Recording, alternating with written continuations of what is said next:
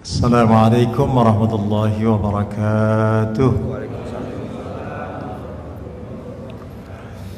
Alhamdulillah, wassalatu wassalamu ala rasulillah wa ala alihi wa sahbihi wa man tabi'ahu wa man wala.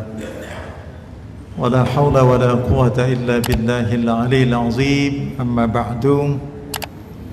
Bapak Ibu hadirin wal hadirat jamaah subuh Masjid Raudhatul Jannah rahimakumullah. Alhamdulillah, kita dipertemukan Allah Subhanahu wa taala kembali dalam kajian Ahad subuh.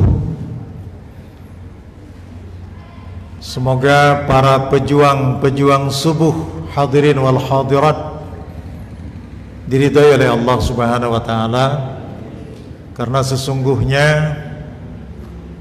terbangunnya mudah, tetapi bangkit berwudu atau mandi kemudian menuju masjid itu yang memerlukan perjuangan. Alhamdulillah kita dapat menyingkirkan segala godaan-godaan dan akhirnya kita menikmati setiap saat kita melaksanakan ibadah fardu subuh berjamaah yang itu disaksikan oleh para malaikat. Wa Qur'an al-fajr, inna Qur'an al-fajri kana mashhuda. Bapak Ibu, semoga kita istiqamah, semoga kita dicatatkan sebagai hamba-hambanya yang muttaqin. Salawat dan salam mari senantiasa kita sanjungkan ke hadirat junjungan kita Nabi besar Muhammad sallallahu alaihi wasallam, kepada keluarganya, kepada para sahabatnya, dan mudah-mudahan kita ittiba' mengikuti jejak sunnah-sunnahnya. Tema kita kali ini adalah perjalanan hidup manusia menuju kehidupan yang berkualitas, tentu di hadapan Allah Subhanahu wa ta'ala. Diberitakan oleh Allah dalam Al-Quranul Karim bahwa kita ini hidup dua kali dan mati dua kali.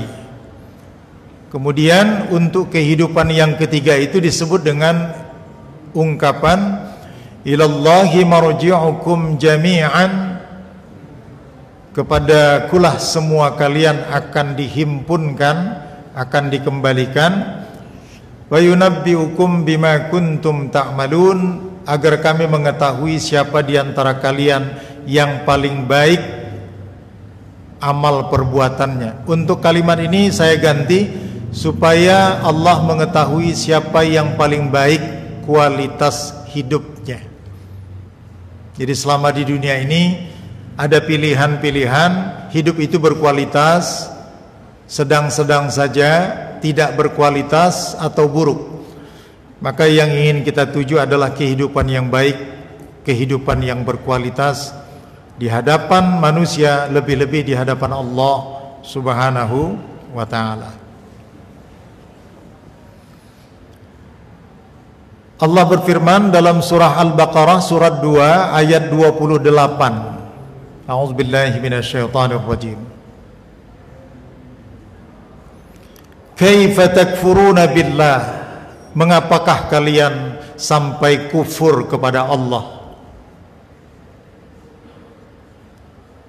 Wa kuntum amwatan, bukankah kamu dulu dalam keadaan mati?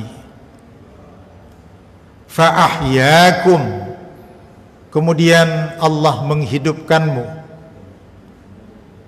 Summa yumitukum, kemudian mati lagi yang kedua. Summa yuhyikum, kemudian hidup lagi yang kedua. Summa ilaihi turja'un, kemudian kepada Allah kita akan dikembalikan. Pengertiannya adalah apakah masuk ke dalam surga Jannatun Naim yang hidup kekal dengan penuh kenikmatan, atau masuk ke dalam neraka Jahannam yang di dalam surat Al-A'la ayat 13. Subhanallah, hidup dalam neraka itu summa la yamutu fiha wa la yahya. Di neraka itu tidak hidup, tidak mati, karena begitu kulitnya rontok itu diganti kembali, daging-dagingnya luluh maka diciptakan kembali. Maka Allah menyebut summa la yamutu fiha wa la yahya. Di neraka itu keadaan manusia itu tidak hidup dan tidak juga mati, supaya manusia bisa merasakan bagaimana sakitnya azab yang diberikan Allah ketika dia ditakdirkan masuk ke dalam neraka Jahannam. Na'udzubillah summa na'udzubillah. Ibnu Abbas menafsirkan surah Al-Baqarah ayat 28 ini, Bapak Ibu, yang dikatakan mati pertama itu adalah pertemuan antara sperma dengan ovum. Itu masih mati. Yang di dalam bahasa Al-Quran disebut dengan nutfatan. Itu masih mati. Berproses lagi, nutfah tadi menjadi alaqah, ya, gumpalan darah yang menempel pada dinding rahim. Itu juga belum dikatakan hidup. Proses itu berganti lagi menjadi mudghah, ya, segumpal daging. Dan setelah terbentuk, maka pada kehamilan yang ke-120 hari, disinilah Allah memerintahkan malaikat untuk meniupkan ruh, dan itulah kehidupan yang kita sebut sebagai, ya, kehidupan pertama. Ma'asyiral muslimin rahimakumullah. Oleh karena itu, bagi ibu-ibu yang kehamilannya sudah mencapai usia 4 bulan atau 120 hari, maka sangat dianjurkan bagi sang ibu untuk senantiasa mendekatkan diri kepada Allah Subhanahu wa taala, berzikir dan berdoa dengan harapan jabang bayi yang ada di kandungnya akan mendapatkan pengaruh keagamaan untuk yang pertama kali. Ma'asyiral muslimin rahimakumullah. Ada yang berpendapat disinilah letaknya firman Allah di dalam surah Al-A'raf 172. A'udzubillahi minasyaitonir rajim. Ya, alastu bi rabbikum qalu bala syahidna. Ya. Jadi di alam ruh itu memang sudah ada dialog tentang tauhid. Kemudian berproseslah manusia di alam rahim atau di dalam rahim ibunya selama 9 bulan 10 hari, sebagaimana dinyatakan dalam Al-Quran surat 3 ayat 6. A'udzubillahi minasyaitonir rajim. Walladzi yusawwirukum fil arhami kaifa yasha. Dialah Allah yang telah menciptakan atau menggambar, membentuk kamu di dalam rahim ibumu, yang ketika itu Allah saja yang menentukan, kita tidak meminta. Wallahu yusawwirukum, walladzi yusawwirukum fil arhami kaifa yasha. Ma'asyiral muslimin rahimakumullah. Ya. Kemudian berproses lagi ke alam dunia, perjalanan kita di surah 16 ayat 78. A'udzubillahi minasyaitonir rajim. Allah berfirman dalam ayat, kalau surat 16 surat An-Nahl, ya. Wallahu akhrajakum min butuni ummahatikum la ta'lamuna syai'a. Dialah yang mengeluarkan kamu dari rahim ibu kamu, dan ketika itu kamu tidak mengetahui apa-apa. Wa ja'ala lakumus sam'a wal absara wal afidah qalilan ma tashkurun. Itu proses ketika kita menempati kehidupan yang sekarang. Ada yang dipanjangkan Allah umurnya sampai pikun, ada yang diwafatkan Allah dalam usia yang singkat. Ya. Akan tetapi kita tahu bahwa Rasulullah menyatakan a'mara ummati ma baina sittin ila sab'ina sanah. Umur umatku itu berkisar antara 60 sampai 70 tahun. Sekira-kira disinilah masa kita mempersiapkan untuk menuju alam selanjutnya yang disebut dengan alam barzakh, yang kita temukan di surah 23 Al-Mu'minun pada ayat 99 dan 100. Jadi barzakh itu sebenarnya alam di mana kita sudah meninggalkan alam dunia dan masuk ke alam barzakh sebelum kita nanti menuju alam akhirat. Agar kita bisa mempersiapkan kehidupan di alam barzakh ini, yang banyak orang tidak mempersiapkannya, padahal Nabi mengatakan orang yang cerdas itu adalah orang yang selalu ingat akan kematian dan dia senantiasa mempersiapkan bekal untuk menikmati kehidupan alam barzakh itu. Bapak Ibu, alam barzakh itu bukan kuburan yang setengah kali 2 meter itu bukan. Ya. Dan kuburan itu bukan kepentingan yang sudah wafat, tetapi kepentingan kita. Dia begitu ruhnya dicabut, ya, maka dia telah menempati suatu alam yang disebut dengan alam barzakh, terdinding ke dunia tapi juga masih terdinding ke akhirat. Jadi hati-hati keyakinan akidah kita kalau ada yang mengatakan 3 hari seseorang wafat itu zanazahnya masih berada di sekitar rumah, nanti kembali lagi 7 hari, kembali lagi 40 hari, kembali lagi 100 hari. Subhanallah, demi Allah, ini sama sekali tidak merupakan ajaran yang berasal dari Islam.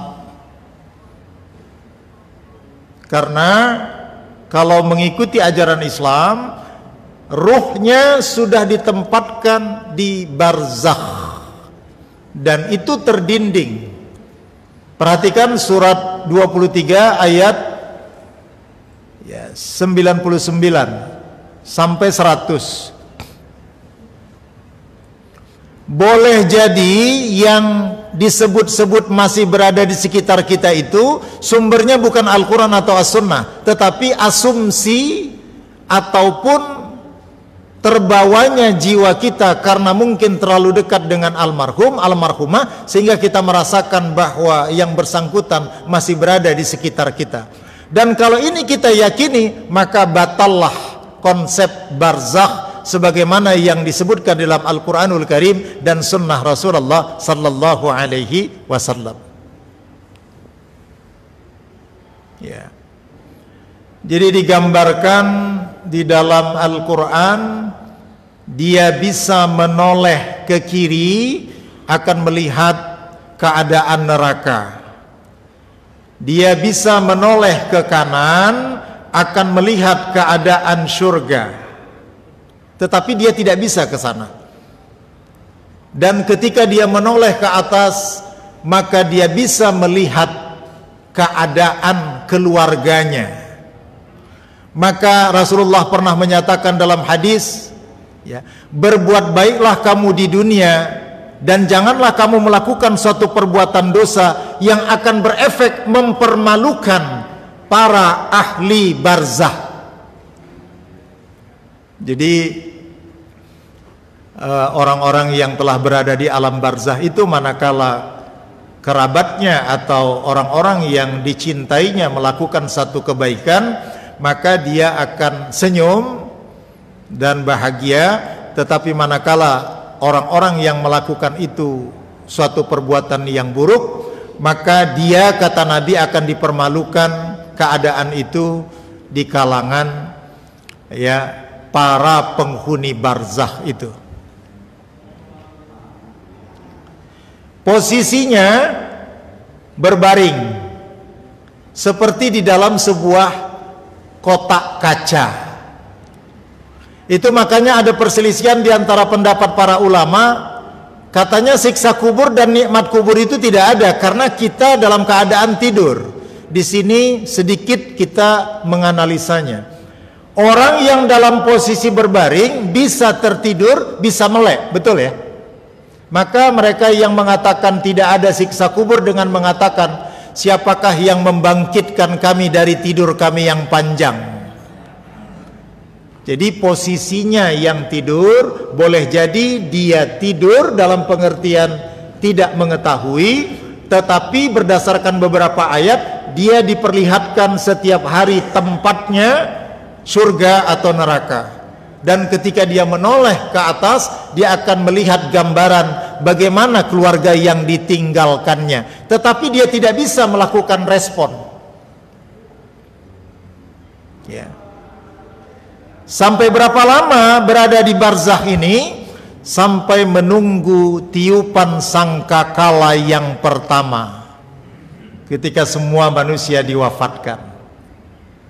Setelah wafat, tiupan sangkakala yang kedua itu yang kita sebut sebagai Yaumul Ba'as, hari berbangkit. Ya. Setelah berbangkit, semuanya berbondong-bondong menuju suatu tempat yang bernama Yaumul Mahsyar untuk melakukan hisab. Jadi dalam agama kita jelas sekali proses yang mau kita lalui itu. Disebutkan dalam hadis sahih, ketika kita menuju yaumul hisab itu dalam keadaan tanpa menggunakan busana. Karena tidak ada lagi yang akan ditutup-tutupi, semuanya terbuka. Tetapi tidak akan ada lagi yang mempersoalkan itu, karena di hadapan sudah akan menjawab pertanyaan-pertanyaan menyangkut nasibnya masing-masing. Disinilah digambarkan di padang mahsyar itu ada yang mengalami kesulitan saat menunggu proses hisab itu, tetapi ada yang sama sekali tidak merasakan. Malah disinilah letaknya syafaat baginda Rasulullah sallallahu alaihi wasallam atas izin Allah, hanya untuk mendapatkan kemudahan dalam proses hisab. Tetapi yang merasakan suatu yang sangat menyulitkan, sampai-sampai keringat telah sampai kepada batang hidungnya, dan saat matahari sangat dekat dari atas kepalanya, sebagaimana yang diinformasikan dalam hadis Bukhari dan Muslim. Mudah-mudahan juga dalam yaumul hisab ini kita termasuk yang mendapatkan syafaat dari baginda Rasulullah sallallahu alaihi wasallam untuk mendapatkan prioritas agar kita mudah dalam menjalani proses yaumul hisab itu. Kita lanjutkan lagi. Setelah yaumul hisab selesai, kita masih menuju lagi satu tempat yang bernama As-Sirat. Sirat itu sangat sulit dilalui oleh orang-orang yang durhaka kepada Allah, tapi amat sangat mudah bagi hamba-hamba Allah yang muttaqin. Setelah lewat dari Sirat, maka berlabuhlah kita di dua tempat yang abadi, merupakan kehidupan atau penyiksaan yang kekal bagi yang kafir. Tetapi bagi orang-orang yang beriman, penyiksaan itu hanya sifatnya sementara.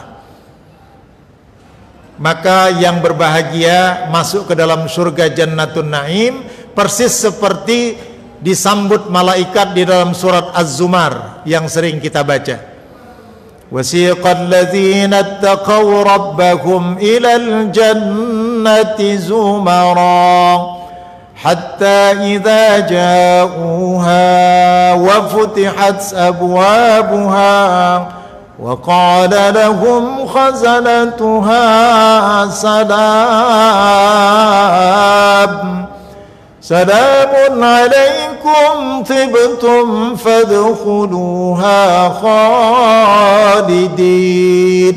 Jadi suasananya sangat positif ketika penduduk calon penghuni surga itu digiring secara berombongan-berombongan menuju pintu surga, kemudian pintu surga dibukakan, kemudian dipersilakan masuk dengan sangat santun. Tapi kebalikannya penghuni neraka, ya, wasiqal ladzina kafaru ila jahannam zumara hatta idza ja'uha futihat abwabuha wa qala lahum khazanatuha alam ya'tikum rusulum minkum yatluna alaikum ayati rabbikum qalu bala walakin haqqat kalimatul azabi 'alal kafirin qila dukhulu abwaab jahannam khalidina fiha fabi'sa maswal mutakabbirin. Jelas sekali perbandingan antara yang ashabul yamin dengan ashabus shimal. Dan yang bernasib masuk ke dalam neraka itu maka summa la yamutu fiha wa la yahya. Mereka di sana tidak mati dan juga tidak juga hidup. Tetapi yang mendapatkan kehidupan yang kekal di dalam jannah itulah kehidupan ketiga yang abadi.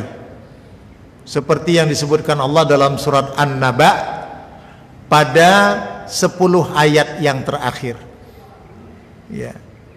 Surah An-Naba. Ya. Inna lil muttaqina mafazan hadaiqa wa a'naba وكواعب أترابا وكأسا دهاقا لا يسمعون فيها لغوا ولا كذابا جزاء من ربك عطاء حسابا إلى akhir ayat. Itu gambaran keindahan orang-orang yang mendapatkan tempat surga Jannatun Naim. Tetapi yang di neraka,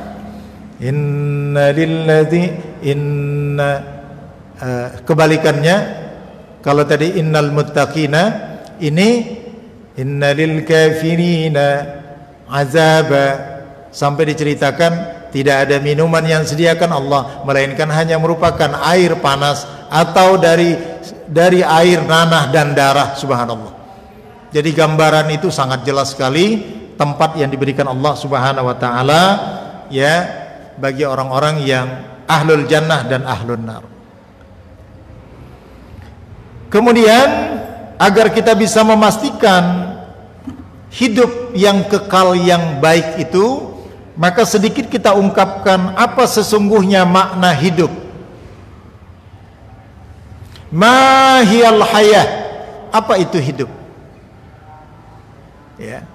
Dijelaskan dari berbagai ayat Al-Qur'an yang dikatakan kehidupan itu ditandai dengan 3 ciri hidup itu. 1, hidup itu mengetahui.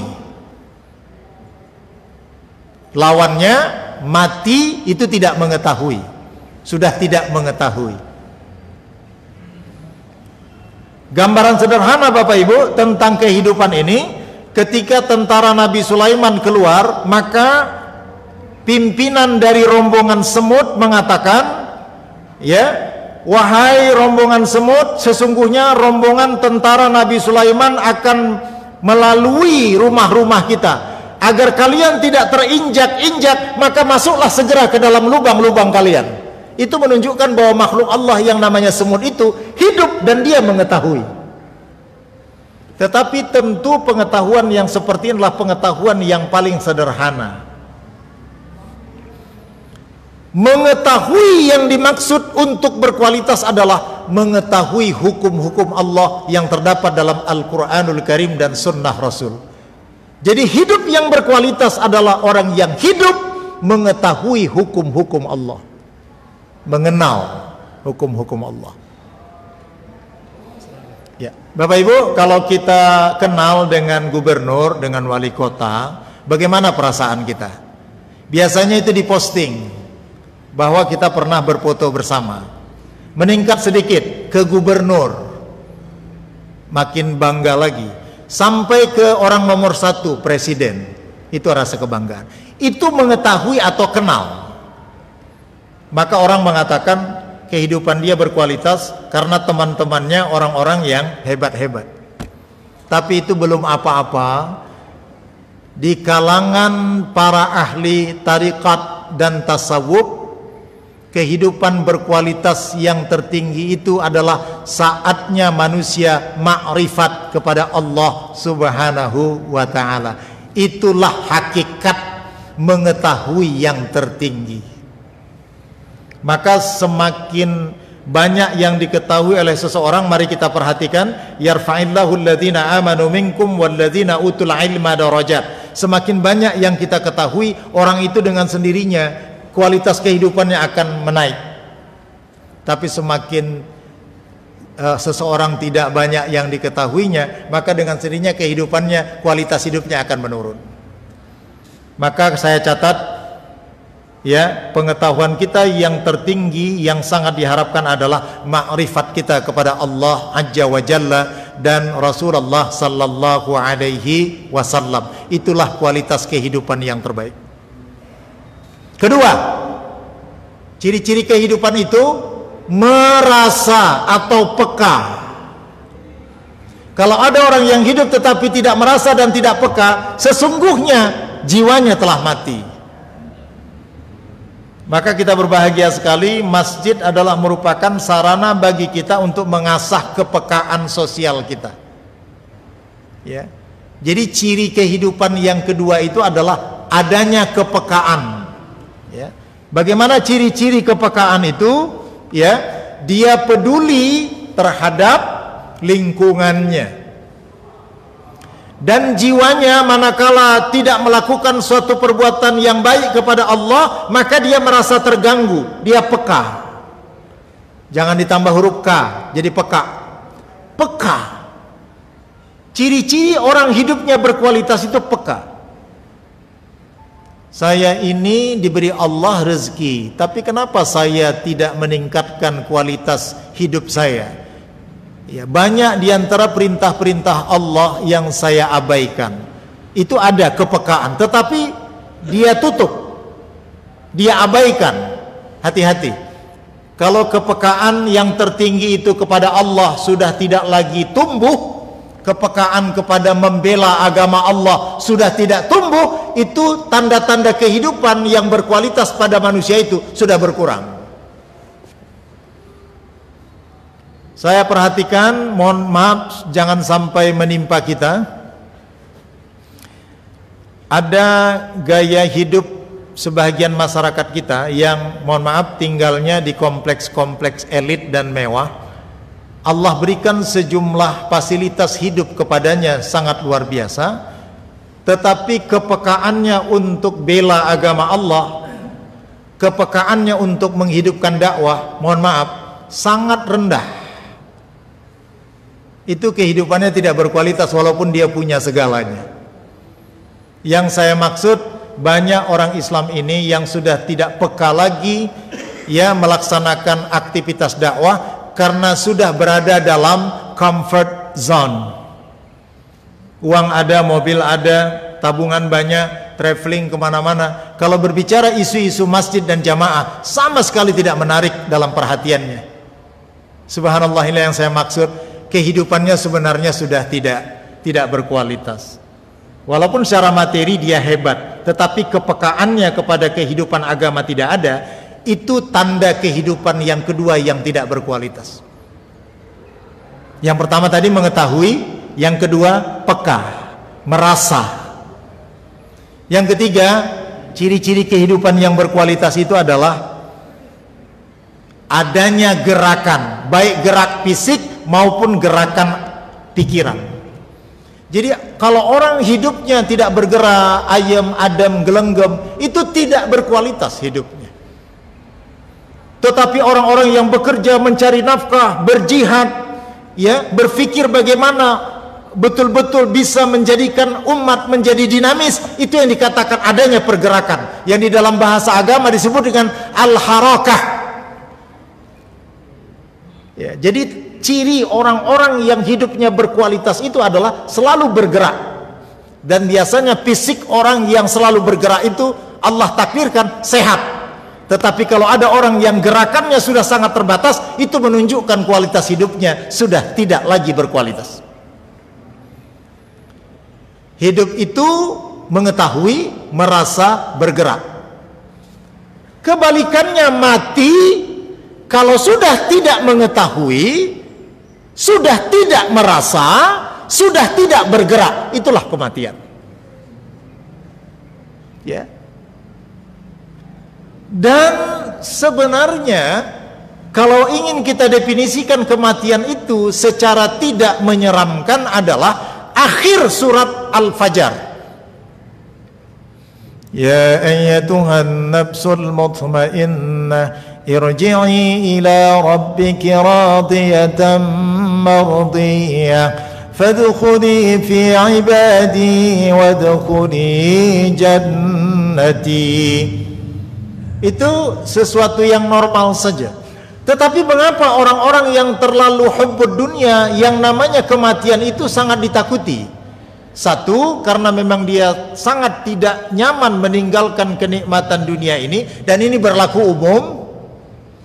Yang kedua, sebenarnya orang takut kepada kematian itu tidak sampai kepada pengkajian hakikat kematian itu sebenarnya apa. Subuh ini kita ungkap sedikit hakikat kematian itu. Kematian itu adalah satu proses yang tadinya ada bersama kita, kemudian dalam satu titik tertentu karena dia sudah sampai ajalnya, bukan karena sakit, bukan karena tua, bukan karena muda, tapi karena sudah sampai ajalnya, maka dia tidak berada lagi bersama kita. Terus pertanyaannya, kalau dia sudah tidak bersama kita lagi, kemana orang-orang yang kita cintai itu berada? Mereka hanya mendahului kita untuk menuju satu tempat sebagaimana yang kita katakan tadi, yang disebut dengan barzakh. Bu, kita mau pergi ke Surabaya, tetapi tiketnya saya tiket yang jam 8 pagi, Bapak Ibu yang jam 12, beda pesawat. Tapi di Surabaya, karena kita tujuannya sama, akidah kita sama, tempatnya sama, nama terminalnya barzakh, kira-kira kita ketemu atau tidak, walaupun tidak sama berangkatnya. Ini yang menarik, karena alamatnya sama, barzakh, kita akan ketemu. Maka jangan bersedih ditinggalkan orang-orang yang telah mendahului kita, seperti ayah kita, ibu kita, saudara kita, kerabat kita. Saya selalu berpikir mereka itu hanya tiketnya duluan, dan kita juga akan membeli tiket, tetapi keberangkatannya yang berbeda. Tapi karena terminalnya sama, barzakh, yakin kita akan ketemu dengan mereka. Maka saya tidak pernah kehilangan dengan orang tua saya, kakak saya, saudara saya. Apalagi dianjurkan kita untuk bisa berkomunikasi dengan doa kepadanya. Nah, bagi yang tidak mengetahui ini, yang dia tidak bisa melakukan apa-apa, hanya sedih saja. Sebenarnya jelas ya, bahwa kita akan ketemu di satu terminal yang namanya barzakh. Dan di berbagai ayat dan hadis ternyata orang-orang di barzakh itu bisa berkomunikasi secara ruhi. Ya, jadi tidak ada masalah. Ya, tidak ada masalah bahwa saudara-saudara kita itu sekarang tempatnya di barzakh. Itu yang kita ceritakan tadi, sedang menunggu tiupan sangkakala yang pertama, kedua, dan proses-proses selanjutnya. Ma'asyiral muslimin rahimakumullah, itulah makanya Allah menyatakan juga Tadi surat Al-Baqarah ayat 28 ya. Tambahkan lagi surat 40. Bapak Ibu, surat 40 ini ada dua namanya. Surat Al-Mu'min kalau tidak ketemu, surat Al-Ghafir. Jadi ada yang mengatakan enggak ada Pak Ustadz surat Al-Mu'min, yang ada Al-Ghafir. Sebenarnya itu juga. Sama dengan Bani Israel dengan Al-Isra. Sama dengan Al-Insan dengan Ad-Dahri. Jadi nama surat dalam Al-Quran itu ada kalanya dua. Jadi yang menyatakan hidup dua kali dan mati dua kali yang berikut ini adalah surat 40 ayat 11. A'udzubillahi minasyaitonirrajim. Qalu rabbana amattana isnatain wa ahyaitana isnatain fa'tarafna bidhunubina fahal ila khurujin min sabil. Mereka menjawab, ya Tuhan kami, Engkau telah mematikan kami dua kali dan telah menghidupkan kami dua kali. Lalu kami mengakui dosa-dosa kami, maka adakanlah jalan bagi kami untuk keluar dari neraka. Surat Ghafir ayat 11. Untuk menyatakan bahwa ada kehidupan dua kali, ada kematian juga dua kali. Ma'asyiral muslimin rahimakumullah. Nah, masalahnya kematian itu ada yang menyenangkan, ada yang sangat menakutkan. Di mana kita menemukan yang menyenangkan dan menakutkan itu? Ya, saat datangnya sakrah al-maut. Waja'at sakratul maut.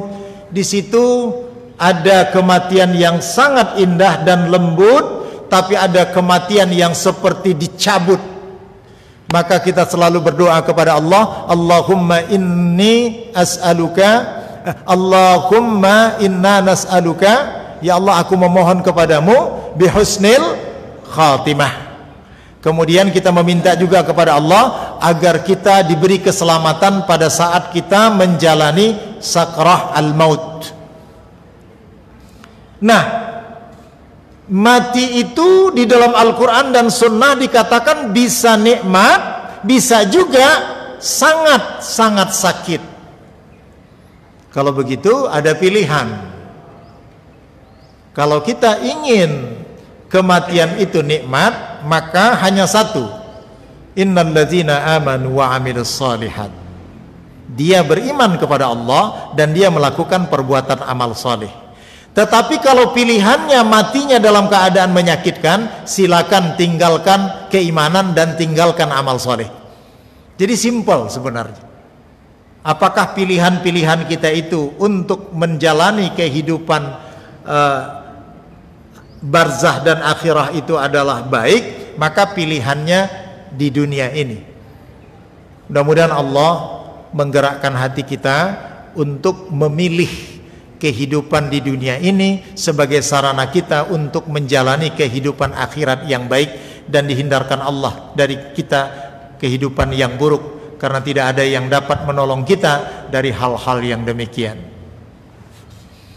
Mengingat waktu yang terakhir, saya minta kita untuk melihat surat 57 Al-Hadid, ayatnya ayat 20. Ya, bagaimana kita menata kehidupan kita agar kehidupan itu berkualitas, baik di hadapan manusia maupun di hadapan Allah Subhanahu wa taala.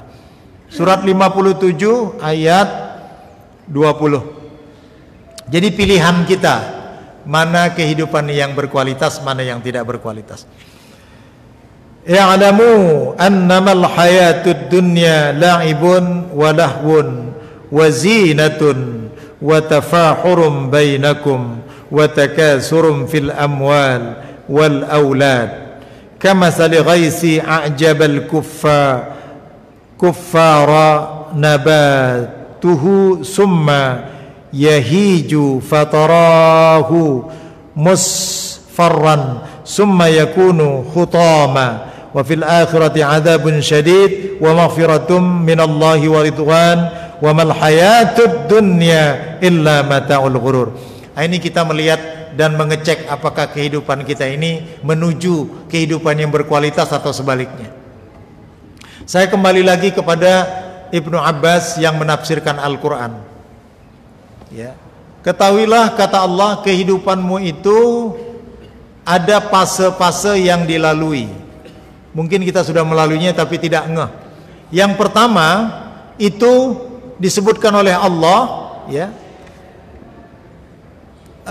kehidupan lahwun tadi ya. Maaf, laibun. Apa pengertian laibun ini? Laibun ini adalah kehidupan dunianya penuh dengan permainan. Yang menyandang ini adalah kategori anak-anak. Coba perhatikan kehidupan anak-anak. Seluruh hidupnya bermain dan tidak fokus. Jadi dalam masa kanak-kanak itu jangan dibiarkan dia seterusnya bermain-main, maka peranan kita orang tua akan memberikan edukasi kepada dia dalam bermain itu harus berdampak kepada hal yang positif. Tapi kalau masa kehidupan yang disebut Allah laib itu tidak dituntun, inilah yang menyebabkan kehidupannya sampai akhir nanti tidak berkualitas. Tetapi jangan dilarang anak-anak bermain karena memang itu adalah dunia dia. Laib. Dan kita mengatakan wajar kalau kehidupan anak-anak bermain. Yang tidak wajar, dia sudah dewasa tapi main terus. Itu yang tidak berkualitas. Kehidupannya tidak terfokus. Hati-hati. Ini ditujukan Allah untuk anak-anak, tetapi juga bisa melekat pada orang dewasa yang kehidupannya laib. Traveling, naik motor gede, tenis, ya, kuliner, semuanya main. Kalau disebut masjid, kepalanya menggeleng, nggak ada urusan. Passion yang dikejar, kenikmatan, itu laib. Mohon maaf, mungkin orang yang suka lifestyle katanya itu berkualitas, tapi Allah mengatakan itu hanya dalam kolom laib, main-main terus. Ya. Bahkan ada yang ke masjid juga kelihatannya ke masjid, tetapi masih dalam kategori laib, karena pikiran dan hatinya tidak fokus. Baru bergerak lagi untuk yang remaja. Itu sebutan Allah adalah lahwun. Lahwun itu begini, sebenarnya dia harus mengerjakan yang penting, tetapi dia tinggalkan. Malah dia mengerjakan yang tidak penting. Remaja kita itu seperti itu wataknya. Jam belajar malah berada di luar kelas. Jam kuliah malah nggak kuliah. Maka kita orang tua mengatakan, hei anak muda, sebenarnya masa-masa sekarang ini kamu, ini yang penting, ini tidak penting. Maka peranan guru dan orang tua sangat dominan untuk anak-anak yang menyandang lahwun itu. Kalau dibiarkan sampai dewasa dia nanti akan selalu lahwun. Maka kita mengatakan kalau ada anak muda yang penting ditinggalkan, yang tidak penting dikerjakan, tapi melekat pada orang dewasa, maka orang dewasa ini hidupnya tidak berkualitas. Dia selalu mengerjakan hal-hal yang tidak penting. Begitu giliran yang penting dia tidak kerjakan, maka terbengkalailah rumah tangganya, maka menderitalah anak dan istrinya. Maka orang yang seperti ini kehidupannya tidak berkualitas. Hati-hati terjebak dengan kotak yang kedua, kotak lahwun.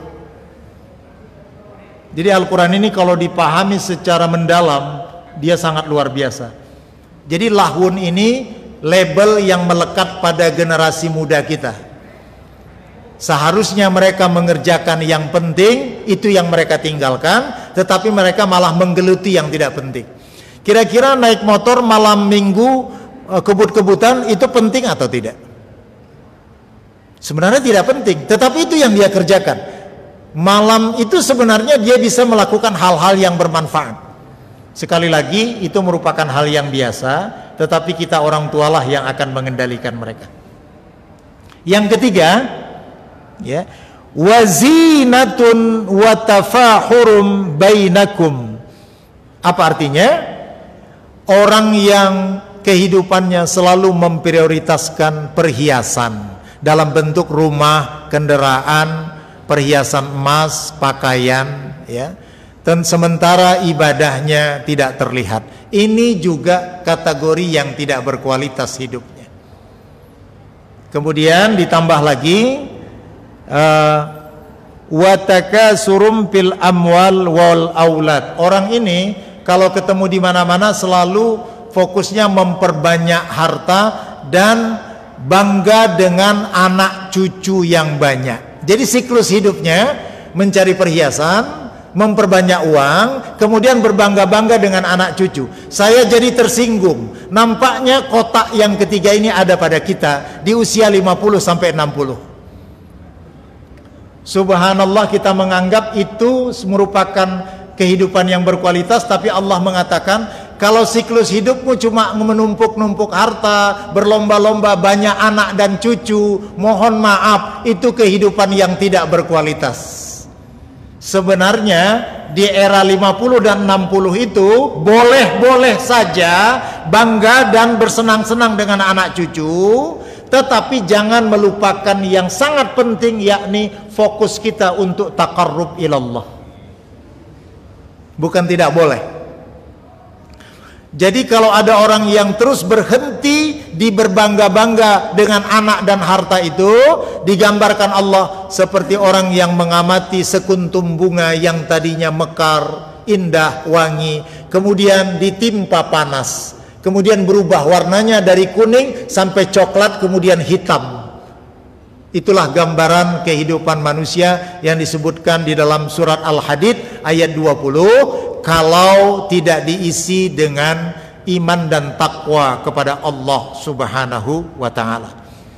Mari Bapak Ibu kita selamatkan anak-anak cucu kita yang masih laibun, kita selamatkan generasi kita yang sudah lahwun, dan kita introspeksi yang sudah dewasa ini.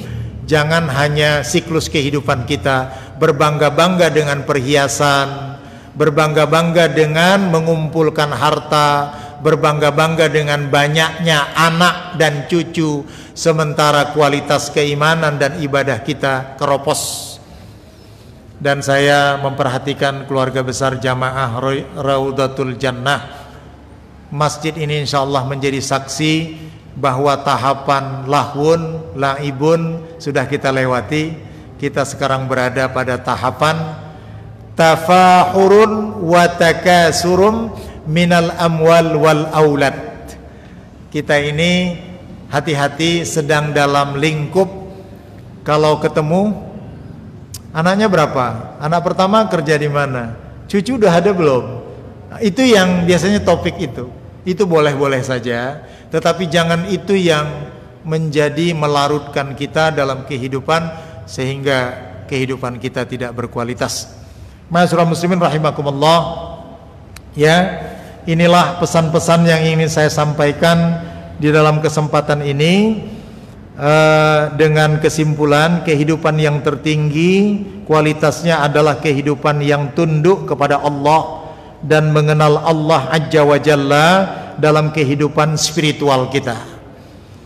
Kualitas hidup bersama Allah Subhanahu wa ta'ala itu dari dunia sudah terlihat tenang, bahagia, ya. Begitu pula nanti kehidupan di akhirat yang abadi, kita juga ditempatkan Allah di tempat yang terbaik. Kesimpulannya, tidak mungkin mendapatkan kehidupan yang abadi di akhirat ini dengan baik kecuali kita memulainya di dunia yang fana ini. Demikian, mudah-mudahan ada manfaatnya. Lebih dan kurangnya saya mohon maaf. Billahi taufik wal hidayah. Assalamualaikum warahmatullahi wabarakatuh. Seandainya ada yang ingin ditanyakan dalam tema ini lebih kepada muhasabah, saya masih memberi waktu lebih kurang 10 atau 15 menit. Tafadhal masykur.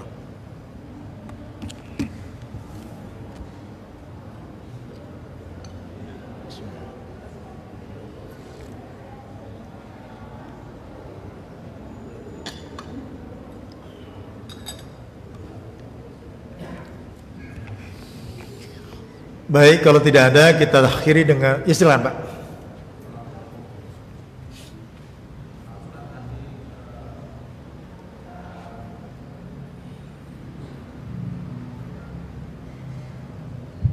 Assalamualaikum.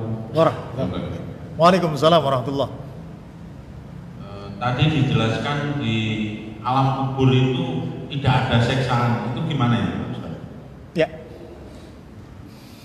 Saya tadi mengatakan ada sekelompok pemikiran yang liberal. Mereka itu menafikan adanya siksa kubur. Tetapi kalau kita dengan berbagai dalil Al-Quran menyatakan siksa kubur itu ada. Dalil mereka begini, Pak. Siapakah yang membangunkan kami dari tidur panjang kami? Ketika ditiup trompet itu kan mereka bangkit. Jadi mereka menganggap tafsir mereka sendiri bahwa di alam barzah itu tertidur.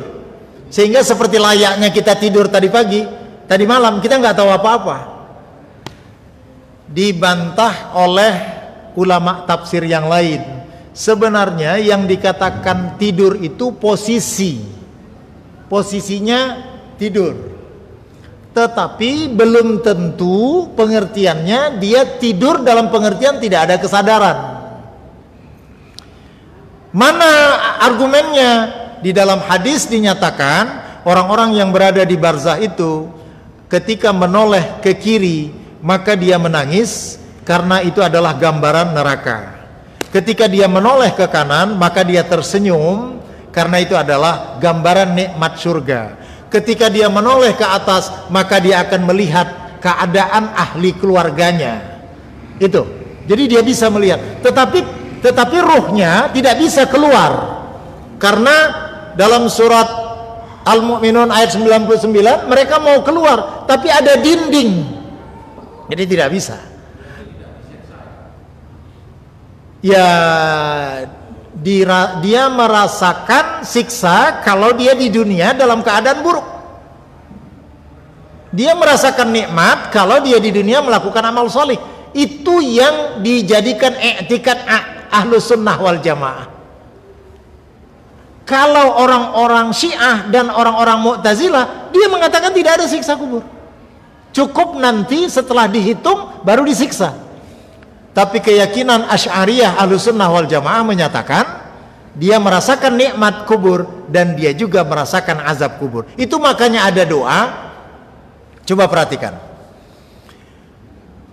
Allahumma ighfir li Abi Salamah. Doa Nabi kepada Abi Salamah.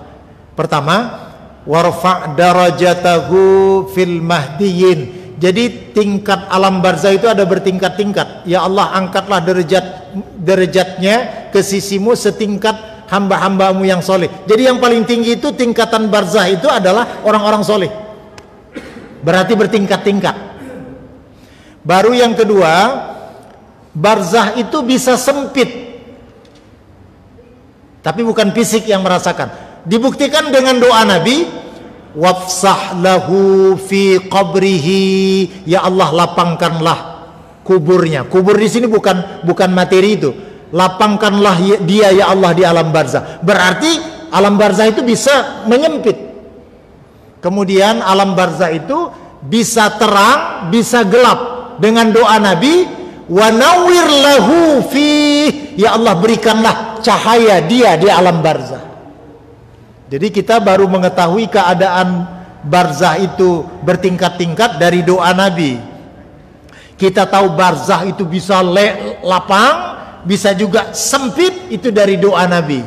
Kita juga tahu barzah itu bisa terang benderang dan bisa gelap pekat, itu juga dari doa Nabi.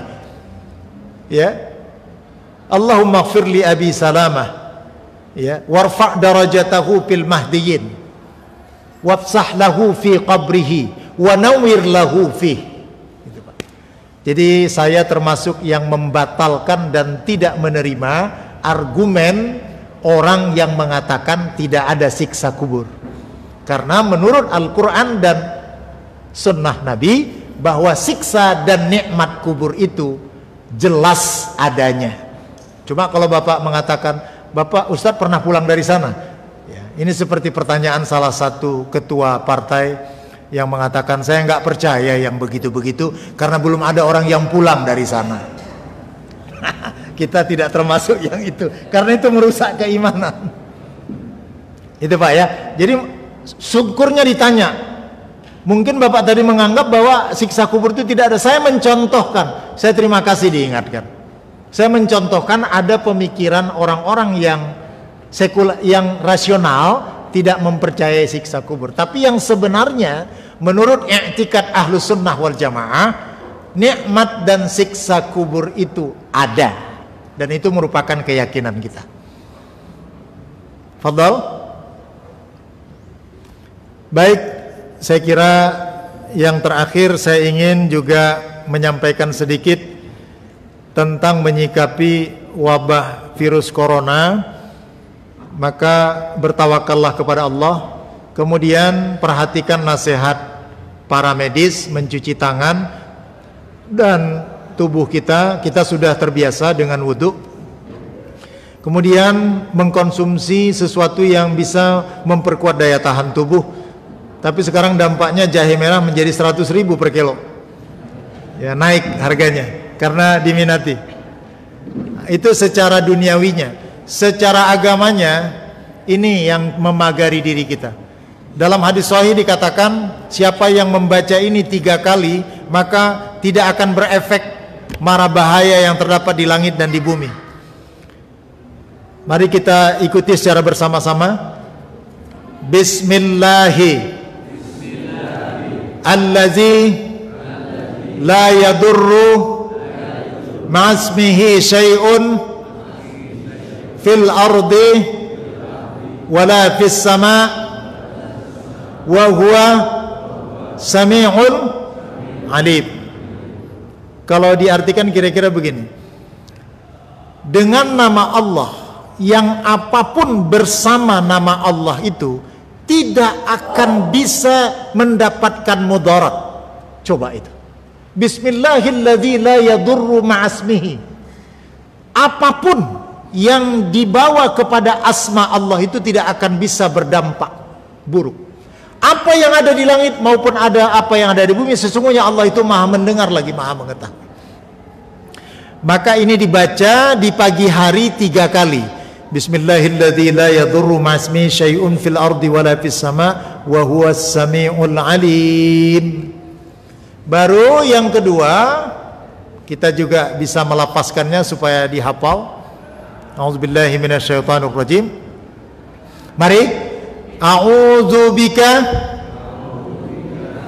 kalimatillahi tammah min syarri ma khalaq. A'udzu bikalimatillahi tammati min syarri ma khalaq. Aku berlindung kepada kalimat Allah yang sempurna. Ada yang mengatakan kalimat tauhid, ada yang mengatakan Al-Qur'anul Karim. Dari kejahatan makhluk-makhluk Allah. Min syarri ma khalaq. Sudah 2 senjata kita. Bismillahilladzi la yadurru ma'asmihi syai'un fil ardi wala fis sama'. A'udzu bikalimatillahi tammati min syarri ma khalaq. Kalau belum cukup, ayat kursi.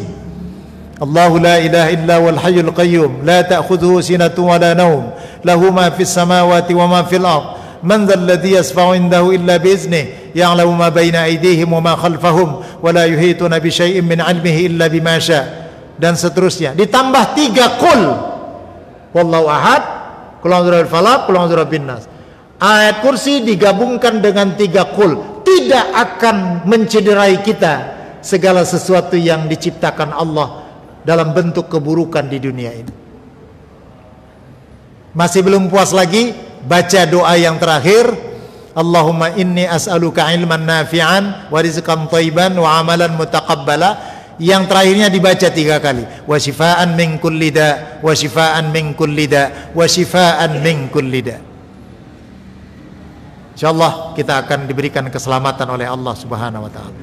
Dan masjid sudah mengambil cara yang tepat, menyemprotkan desinfektan, dan begitu juga yang dilakukan pemerintah Saudi, mensterilisasi sementara Ka'bah tempat tawaf itu, karena sebenarnya tahun 1800 itu pernah beberapa kali Ka'bah itu dikosongkan karena berbagai sebab. Jadi jangan kaget, itu bukan sekarang saja. Tahun 1987 pernah juga dikosongkan. Jadi bukan sekarang-sekarang saja, demi untuk menjaga kesehatan kita bersama. Baik, kita tutup dengan doa kafaratul majlis. A'udzubillahi minasyaitonirrajim. Subhanakallahumma wa bihamdik asyhadu an la ilaha illa anta astaghfiruka wa atubu ilaik. Rabbana atina fid dunya hasanah wa fil akhirati hasanah wa qina adzaban nar. Walhamdulillahi rabbil alamin. Fa ila liqa' ma'as salamah wal 'afu minkum wassalamu alaikum warahmatullahi wabarakatuh.